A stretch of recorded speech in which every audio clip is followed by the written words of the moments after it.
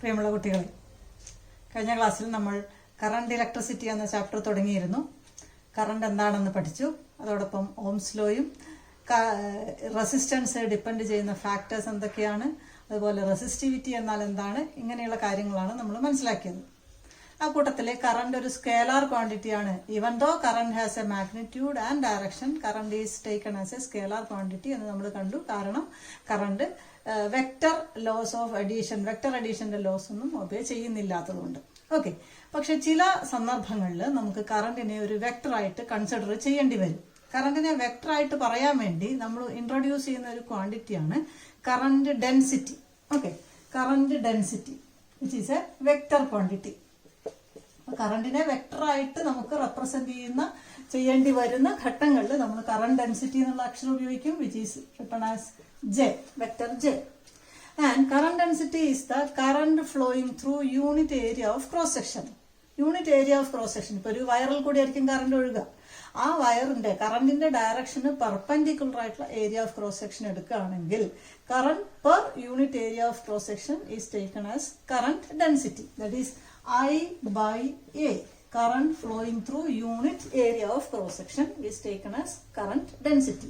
ഇവിടെ ഏരിയ ആണ് വെക്ടർ ആയിട്ട് എടുക്കുന്നത്. ഞാൻ പറഞ്ഞു കറണ്ടിന്റെ ഡയറക്ഷന് പെർപെൻഡിക്കുലർ ആയിട്ടാണ് ഏരിയ എടുക്കുന്നത്. Area is taken as a vector quantity. So J is a vector quantity. And what will be the unit for current density? കറണ്ടിന്റെ യൂണിറ്റ് ആംപിയർ, ഏരിയയുടെ unit metre square. So ampere per metre square will be the unit of current density. Okay, ഇനി ഇതിനെ തന്നെ മറ്റൊരു തരത്തിൽ എഴുതാണ്. നമുക്ക് അറിയുന്ന കാര്യം എഴുതാണ്. Ohm's ലോയുടെ equation V is equal to I into R. Okay, ആറിന് നമ്മൾ പഠിച്ചു. R is equal to റെസിസ്റ്റിവിറ്റിയുടെ ടേമിൽ ρL by A എന്നുള്ള ഇക്വേഷൻ നമ്മൾ പഠിച്ചു അല്ലെ. R is equal to നമ്മൾ resistance directly proportional to L, inversely proportional to A, അതിട്ട് നമ്മൾ ഇൻട്രൊഡ്യൂസ് ചെയ്ത കോൺസ്റ്റന്റ് ആണ് resistivity. R is equal to ρL by A എന്ന് നമുക്കറിയാം. ആ കാര്യം ഞാൻ ഇവിടെ സബ്സ്റ്റിറ്റ്യൂട്ട് ചെയ്യാണ്. ആറിന് പകരം ഈ ഇക്വേഷൻ സബ്സ്റ്റിറ്റ്യൂട്ട് ചെയ്യുന്നു. So we will get V is equal to I into ρL by A. Okay, that will be equation 1. നിങ്ങൾ ഫസ്റ്റ് ചാപ്റ്ററിൽ, അതായത് ഇലക്ട്രോസ്റ്റാറ്റിക്സ് എന്നുള്ള ചാപ്റ്ററിൽ നിങ്ങൾക്ക് പഠിക്കാനുള്ള ഒരു കാര്യമുണ്ട്. V പൊട്ടൻഷ്യൽ ഡിഫറൻസ് ആണ്. Electric potential V is equal to E into L എന്നുള്ള ഒരു ടേം നിങ്ങൾക്ക് പഠിക്കാനുണ്ട്, ഒരു ഇക്വേഷൻ പഠിക്കാനുണ്ട്. E is the electric field and L is the distance or length. അതാണ് L. So V is equal to E into L എന്നൊരു definition നിങ്ങൾക്ക് അതിൽ കാണാനിടയാവും. That is equation 2. ഇത് രണ്ടും കൂടെ നമ്മൾ ഇക്വേറ്റ് ചെയ്താൽ, ഈ രണ്ട് ഇക്വേഷനും ഇക്വേറ്റ് ചെയ്യുന്നു. E into L is equal to I into ρL by A. Right side രണ്ടും ഇക്വേറ്റ് ചെയ്താണ്. L രണ്ട് ഭാഗത്തുള്ളതുകൊണ്ട് കട്ട് ചെയ്യുന്നു. ബാക്കി നമുക്ക് കിട്ടുകയാണ് E is equal to, ഇവിടെ നോക്കൂ, I by A, current per area, that is J into ρ, where J is the current density. ഈ ഇലക്ട്രിക് ഫീൽഡ് ഒരു വെക്ടറാണ്, J ഒരു വെക്ടറാണ്, കറണ്ട് ഡെൻസിറ്റി. അല്ലെങ്കിൽ തിരിച്ചെഴുതുകയാണെങ്കിൽ J is equal to, നമുക്ക് എന്ത് പറയാം, J is equal to E by ρ. ഈ equation തിരിച്ചെഴുതിയാൽ J is equal to E by ρ. ഈ 1 by ρ എന്തായിരുന്നു? റോ റെസിസ്റ്റിവിറ്റി ആണ്. 1 by റെസിസ്റ്റിവിറ്റി കണ്ടക്ടിവിറ്റി നമ്മൾ പഠിച്ചിട്ടുണ്ട്. 1 by resistivity is conductivity, that is sigma. J is equal to 1 by റോയുടെ J എഴുതി, sigma എഴുതി, into E. So we are getting an equation that is J is equal to sigma E എന്ന് കിട്ടി. This is vector form of Ohm's law. ഇവിടെ നമ്മൾ V is equal to I into R എന്ന് എഴുതിയത് അതിന്റെ Ohm's ലോയുടെ scalar form ആണ്. V potential scalar ആണ്, കറണ്ട് സ്കേലാർ ആണ്, റെസിസ്റ്റൻസും സ്കേലാർ ആണ്. ഇതൊരു scalar form of Ohm's law ആണ്. അതേ കാര്യത്തിൽ നിന്ന് നമുക്ക് വെക്ടർ രൂപത്തിലേക്ക് എത്തുകയാണ് നമ്മൾ ചെയ്യുന്നത്. So J is equal to sigma E, where J is the conductivity, sigma is current density and E is electric field. So this is the vector form of Ohm's law. Okay, അതാണ് നമ്മൾ ഇന്ന് ആദ്യം പഠിക്കുന്ന കാര്യം. ഇനി നമ്മൾ പുതിയൊരു ടേമിലേക്ക് പോവുകയാണ്. That is drift velocity. Drift velocity അക്ഷരം VD. നമുക്കറിയാം, ഒരു കണ്ടക്ടറിൽ ധാരാളം ഫ്രീ ഇലക്ട്രോൺസ് ഉണ്ട്. they are free to move through the surface of the material and they are always in random motion. ഇതൊക്കെ നമുക്ക് അറിയുന്ന കാര്യങ്ങളാണ്.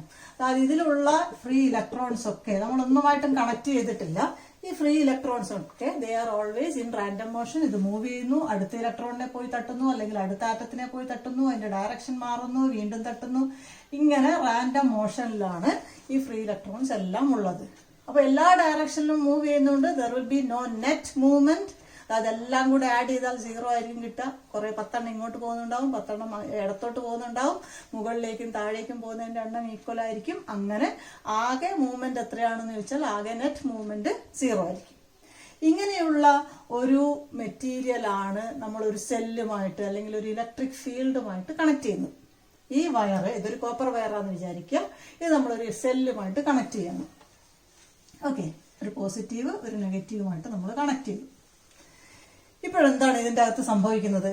ഇതിനകത്തുള്ള ഫ്രീ ഇലക്ട്രോൺസ് നേരത്തെയുള്ള റാൻഡം മോഷൻ തുടരും. പക്ഷേ ഇവിടെ ഒരു പോസിറ്റീവ്ലി ചാർജ്ഡ് ഭാഗം വരുന്നത് കൊണ്ട് they will get an additional pull towards the positive terminal of the cell. ഇലക്ട്രോൺസിന് എന്തായാലും പോസിറ്റീവ് ഭാഗമായിട്ട് അട്രാക്ഷൻ ഉണ്ടാവും. അതുകൊണ്ട് ഇങ്ങോട്ട് വരാനുള്ള ഒരു ടെൻഡൻസി ഉണ്ടാവും. So they are moving towards the positively charged terminal. So in an uncharged or if there is no electric field is applied, the electrons are in random motion. But if we connect this material to a cell, it is a positive and negative terminals are applied, all the free electrons get an additional velocity towards the positive terminal. And this velocity is known as drift velocity. So drift velocity is the average additional velocity acquired by the electron towards the positive terminal of the cell. Okay, അതിന് നേരത്തെ ഉണ്ടായിരുന്ന velocity അത് തുടരുന്നുണ്ട്. ഇപ്പൊ ഇങ്ങനെ ഒരു electron ഉണ്ട്, അതിങ്ങനെ പോയി, ഇങ്ങനെ ഇവിടുന്ന് ഇടിച്ചു, എന്നിട്ട് ഇങ്ങോട്ട് തിരിഞ്ഞു, ഇവിടെ പോയി, ഇവിടുന്ന് ഇടിച്ചു, ഇങ്ങോട്ട് പോയി, ഇങ്ങനെയാണ് നേരത്തെ മൂവ് ചെയ്തിരുന്നത്. അതിലാണ് ആ ഇലക്ട്രോൺ ആണ് സെല്ലുമായിട്ട് കണക്ട് ചെയ്തപ്പോൾ ആ നേരത്തെയുള്ള മൂവ്മെന്റ് അത് തുടരുന്നുണ്ട്. പക്ഷെ കുറച്ചൊരു ടെൻഡൻസി ഇങ്ങോട്ടുള്ള പോസിറ്റീവിന്റെ ഭാഗത്തേക്കുള്ള ഒരു വലിവ്, നേരത്തെയുള്ള അത്ര അങ്ങോട്ട് എത്തില്ല, കുറച്ചും കൂടെ ഇപ്പുറത്തേക്ക് എത്താനുള്ള ഒരു ഡ്രിഫ്റ്റ് ഇങ്ങോട്ടുണ്ടാവും. ഡ്രിഫ്റ്റ് എന്ന് പറഞ്ഞാൽ ഒരു മൂവ്മെന്റ് കിട്ടുന്നു, ഒരു ഒഴുക്ക് കിട്ടുന്നു.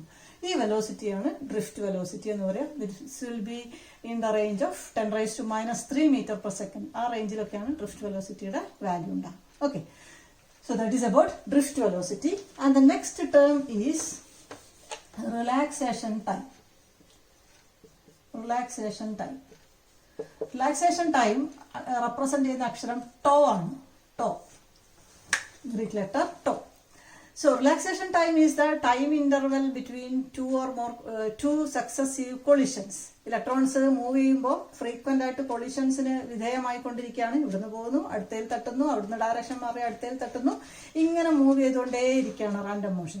അപ്പോൾ ഒരു ഭാഗത്ത് നിന്ന് മൂവ് ചെയ്ത് അടുത്തതിൽ തട്ടുന്നതിനിടയിലുള്ള അല്ലെങ്കിൽ രണ്ട് കൊളിഷൻസിന്റെ ഇടയിലുള്ള സമയത്തിനാണ് എന്ത് പറയുക? Relaxation time. So relaxation time is the time interval, average time interval between two successive collisions. And now we have to find the relation between drift velocity and relaxation time. VDയും ടോയും തമ്മിലുള്ള relation ആണ് നമ്മൾ കണ്ടുപിടിക്കാൻ പോകുന്നത്. Okay.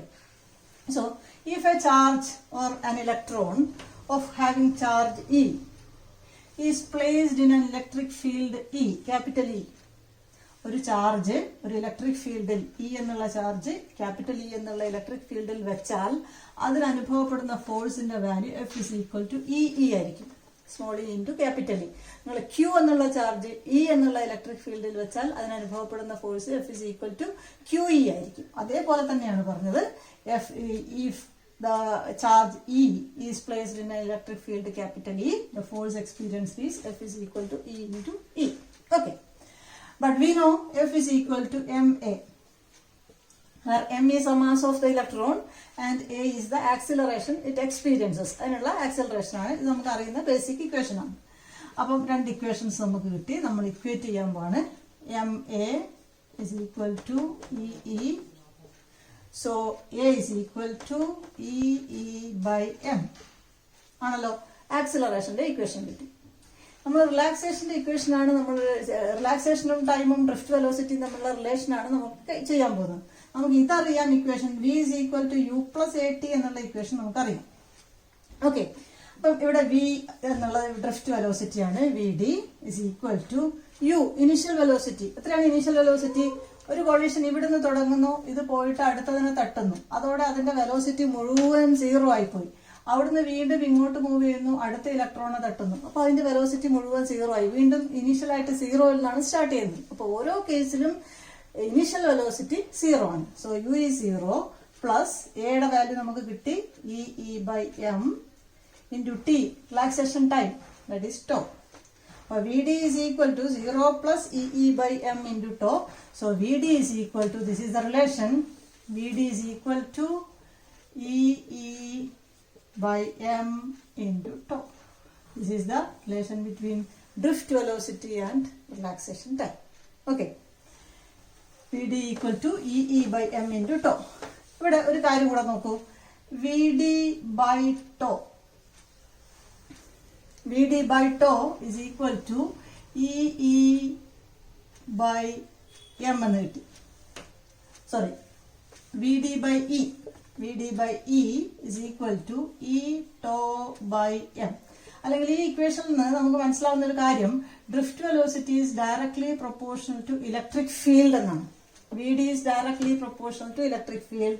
അല്ലെങ്കിൽ vd by e is equal to E tau by m, which is called mobility. ഇതിനെ പറയാം mobility എന്നാണ്.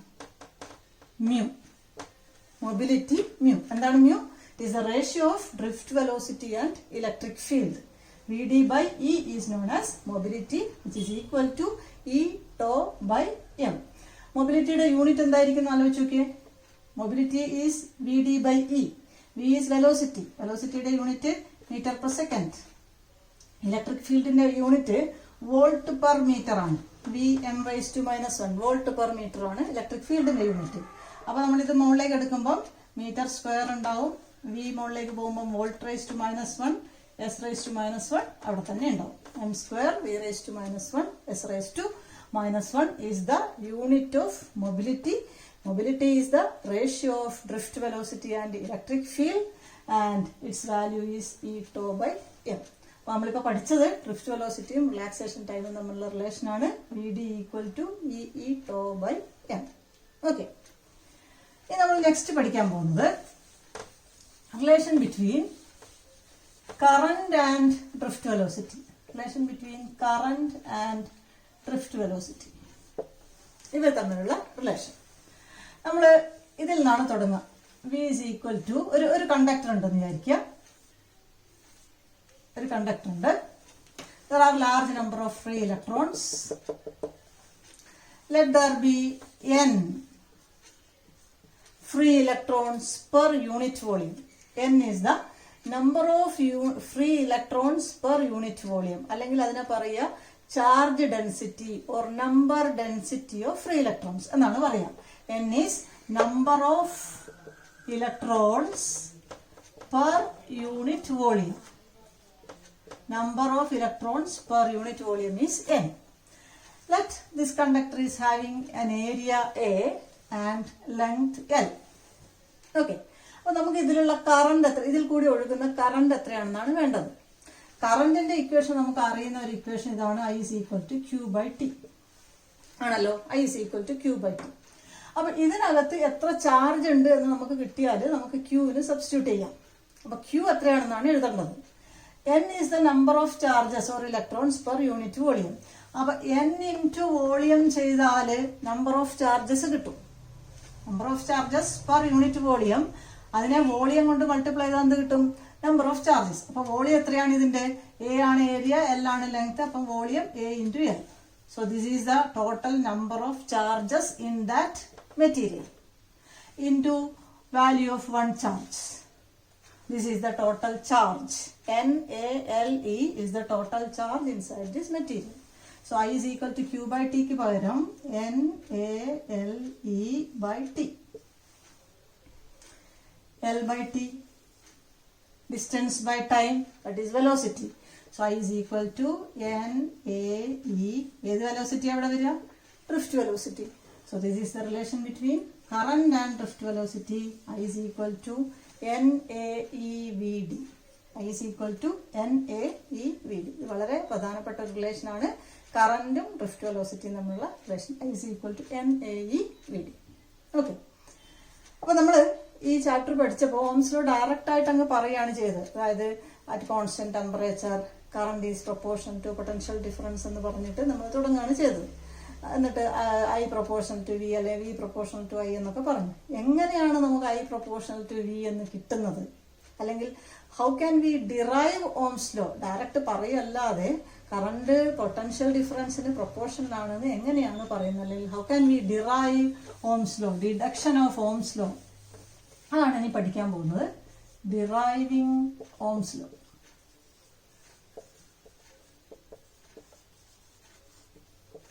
ഈ ഇക്വേഷനാണ് നമ്മൾ തുടങ്ങുക. കറന്റും ഡ്രിഫ്റ്റ് വെലോസിറ്റിയും തമ്മിലുള്ള ഈ ഇക്വേഷൻ, അതായത് I is equal to NaEVD. ഇതിലാണ് നമ്മൾ തുടങ്ങാൻ പോകുന്നത്. ഇതിന് ഞാൻ ഒരു സബ്സ്റ്റിറ്റ്യൂഷൻ കൊടുക്കുന്നു. ഡ്രിഫ്റ്റ് വെലോസിറ്റിയുടെ ഇപ്പൊ നമ്മൾ പഠിച്ച ഇക്വേഷൻ കൊടുക്കുന്നു. NaE into EE/m into to എന്ന് നമ്മൾ പഠിച്ചു കിട്ടും. അതാണ് കൊടുത്തത്. That is equal to NaE square E tau by m. I is equal to. മുമ്പ് നമ്മൾ പഠിച്ചു V is equal to E into L എന്ന് പഠിച്ചു. അല്ലെങ്കിൽ നമുക്ക് പറയാം E is equal to V by L എന്ന് പറയാം. ഓക്കെ, അതാണ് ഞാൻ ഇവിടെ കൊടുക്കാൻ പോകുന്നത്.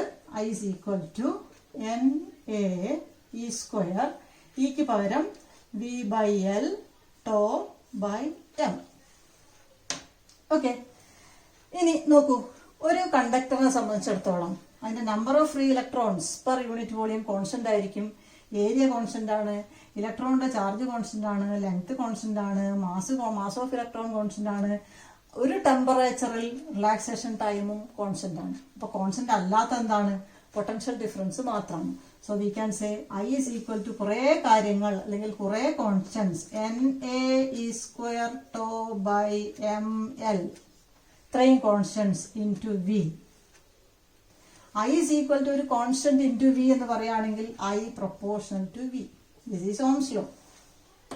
ഇങ്ങനെയാണ് current is proportional to potential difference എന്ന് കിട്ടുന്നത്. ഈ proportionality constant NaE square tau by ml എന്തായിരിക്കും?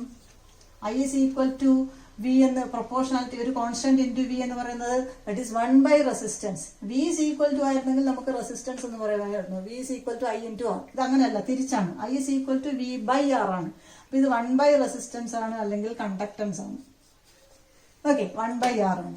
അപ്പൊ ഇങ്ങനെയാണ് ഓംസ് ലോ ഡിറൈവ് ചെയ്യുന്നത്. ഇതിൽ നിന്ന് റെസിസ്റ്റൻസിന്റെ ഇക്വേഷൻ മാത്രമായിട്ട് നമുക്ക് മാറ്റി എഴുതാനാണെങ്കിലോ R is equal to, ഒന്ന് തിരിച്ചെഴുതുക ഇതിനെ, റെസിസ്റ്റൻസിന്റെ equation മാത്രമാക്കാൻ ml by NaE square tau. This is the equation for resistance. And on comparison with this equation, R is equal to rho L by A. ഇതും കൂടെ ഒന്ന് compare ചെയ്യാം. Left സൈഡിൽ രണ്ടിലും R, right സൈഡിൽ L ഇവിടെ ഉണ്ട്, ഇവിടെ L ഉണ്ട്, താഴെ A ഉണ്ട്, ഇവിടെയും താഴെ A ഉണ്ട്. അപ്പൊ ബാക്കി എല്ലാം കൂടെ ചേർന്നാൽ റോ ആവണം. അതായത് ഇക്വേഷനിൽ ബാക്കിയുള്ളത് എന്ന് വെച്ചാൽ m by NE square tau. അല്ലെ, m by NE square tau. That will be resistivity. So this is another equation for resistivity, m by NE square tau. ഈ റിലേഷൻസ് ഒക്കെ വളരെ പ്രധാനപ്പെട്ടതാണ്. ഇത് ഉപയോഗിച്ചുകൊണ്ടാണ് നമ്മൾ ടെമ്പറേച്ചർ ഡിപ്പെൻഡൻസ് ഒക്കെ പഠിക്കുക. അപ്പൊ നമ്മൾ ഇന്ന് കുറെ കാര്യങ്ങളാണ് പഠിച്ചത്. ഒന്ന്, കറന്റ് ഡെൻസിറ്റി എന്താണ്, അതേപോലെ ഡ്രിഫ്റ്റ് വെലോസിറ്റി എന്താണെന്ന് പഠിച്ചു, relaxation time, that is a time interval between two nearby collisions. പിന്നെ ഡ്രിഫ്റ്റ് വെലോസിറ്റിയും റിലാക്സേഷൻ ടൈമും തമ്മിലുള്ള relation VD is equal to EE tau by m. Then we studied the relation between current and drift velocity, that is I is equal to NaEVD എന്നുള്ള relation. Then we derived Ohm's law starting from the equation I is equal to NaEVD. അതിലെ drift വെലോസിറ്റിക്കും പിന്നെ ഇക്കും substitution കൊടുത്തിട്ടാണ് അതിലേക്ക് എത്തുക. പിന്നെ last ആയിട്ട് നമ്മൾ റെസിസ്റ്റൻസിനും റെസിസ്റ്റിവിറ്റിക്കുള്ള റിലേഷൻസിലേക്കും എത്തി. അപ്പൊ ഇന്ന് എടുത്തത് മുഴുവൻ നമ്മൾ ഡിറൈവ് ചെയ്ത് എഴുതി പഠിക്കാനുള്ള പോർഷൻസ് ആണ്. അപ്പൊ ആ രീതിയിൽ തന്നെ പഠിക്കുക. ഓക്കെ, നന്നായിട്ട് ഈ കാര്യങ്ങൾ മനസ്സിലെത്തി പഠിക്കുക. ഈക്വൽ ടു NaEVD, അതിലെ ഡ്രിഫ്റ്റ് വെലോസിറ്റിക്കും പിന്നെ ഇക്കും സബ്സ്റ്റിറ്റ്യൂഷൻ കൊടുത്തിട്ടാണ് അതിലേക്ക് എത്തുക. പിന്നെ ലാസ്റ്റ് ആയിട്ട് നമ്മൾ റെസിസ്റ്റൻസിനും റെസിസ്റ്റിവിറ്റിക്കുള്ള റിലേഷൻസിലേക്കും എത്തി. അപ്പം ഇന്ന് എടുത്തത് മുഴുവൻ നമ്മൾ ഡിറൈവ് ചെയ്ത് എഴുതി പഠിക്കാനുള്ള പോർഷൻസ് ആണ്. അപ്പോൾ ആ രീതിയിൽ തന്നെ പഠിക്കുക. ഓക്കെ, നന്നായിട്ട് ഈ കാര്യങ്ങൾ മനസ്സിലെത്തി പഠിക്കുക.